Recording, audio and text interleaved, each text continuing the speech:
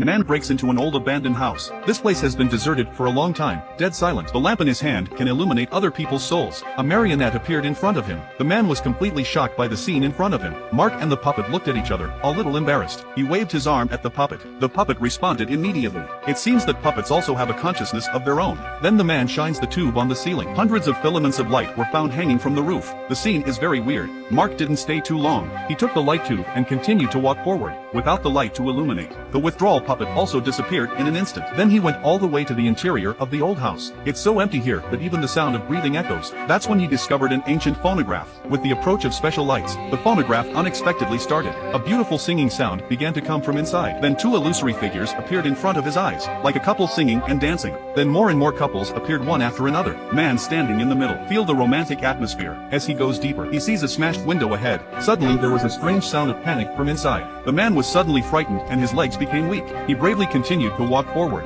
The strange noise sounded again. The sound seems to be stopping him from going on. Man turns off light tube and pushes open door. The sight inside is shocking. There are weird scratches on the wall. He turned on the lamp again to shine on the wall. A giant with scars all over his body suddenly appeared. He looks back at the man behind him. At this moment Mark is already nervous to the extreme. The giant seems to be resisting Mark lighting him up. He became restless. Next second,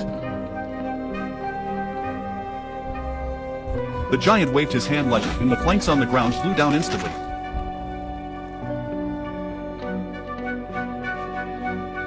The light tube in Mark's hand was also smashed on the spot. He ran out of the room. The giant also seemed to be anxious behind. The man hid in a classroom. He closed the door and took the time to change the wick. Suddenly, the door was inexplicably opened. Seeing that the giant is getting closer and closer to Mark,